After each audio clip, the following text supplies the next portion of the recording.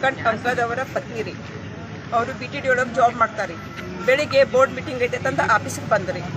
ಅವರು ಈಗ ಒಂದು ಸಂಬಂಧಪಟ್ಟ ಕೇಸಿನ ಬದಲು ಅವ್ರು ಬಂದು ಬಸಪ್ಪ ದೊಡ್ಡ ಮನಿ ಅಂತನವ್ರದಾರಲ್ಲ ನಮ್ಮನೆಯವ್ರ ಆಫೀಸಿಗೆ ಬಂದಾಗ ಅವ್ರು ವರ್ಕ್ ಮಾಡಕತ್ತಿದಾಗ ಚೇಂಬರ್ದಾಗ ಕೂತಾಗ ಅವ್ರ ಮೇಲೆ ಬಂದ ಹಲ್ಲೆ ಮಾಡ್ಯಾರಿ. ಯಾಕಂದ್ರೆ ಆ ಕೇಸಿಗೆ ಇವ್ರು ಸಂಬಂಧಪಡಂಗಿಲ್ಲ.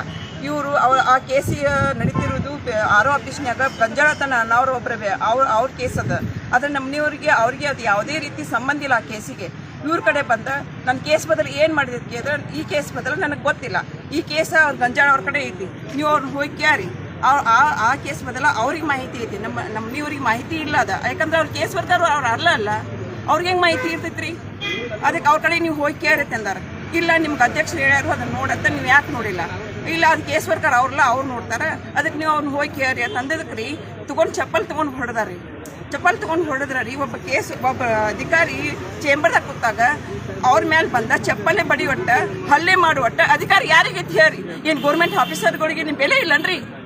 ಹಾಂ, ಹಂಗಾರೆ ಎಲ್ಲರಿಗೂ ಈಗ ಗೌರ್ಮೆಂಟ್ ಈಗ BTDದವ್ರೆ ಪ್ರತಿಯೊಬ್ಬರು ಹೆಣ್ಮಕ್ಳಾಗಲಿ ಗಂಡು ಮಕ್ಕಳಾಗಲಿ ಹಗಲಿ ರಾತ್ರಿ ದುಡಿತಾರೆ. ಎಲ್ಲರೂ ವರ್ಕ್ ಮಾಡ್ಯಾರಂದ್ರೆ ಈಗ ಬಾಗಲಕೋಟೆ ಉನ್ನತ ಮಟ್ಟಕ್ಕೆ ಬಂದೈತಿ. ಈಗ ಮತ್ತೆ ಗೌರ್ಮೆಂಟ್ ಜಾಬ್ ಮಾಡೋರಿಗೆ ಸೆಕ್ಯೂರಿಟಿ ಇಲ್ಲ. ಪ್ರತಿಯೊಬ್ಬರಿಗೂ ಏನು ಕೆಲಸ ಮಾಡ್ತಾರೆ ಅವ್ರ ಲಂಚ ತಿಂತಾರ ಅಂತ ಹೇಳ್ತಾರೆ. ಪ್ರತಿಯೊಬ್ಬರು ಲಂಚ ತಿಂತಿದ್ರೆ ಈ ರೀತಿ ಬಾಗಲಕೋಟೆ ಈ ರೀತಿ ಉನ್ನತ ಮಟ್ಟಕ್ಕೆ ಬೇಯ್ತಿತ್ತನ್ರಿ. ನಾವು ಹೋಗಿ ನೋಡ್ರಿ ಯಾವ ರೀತಿ ಆಗಿತ್ತು.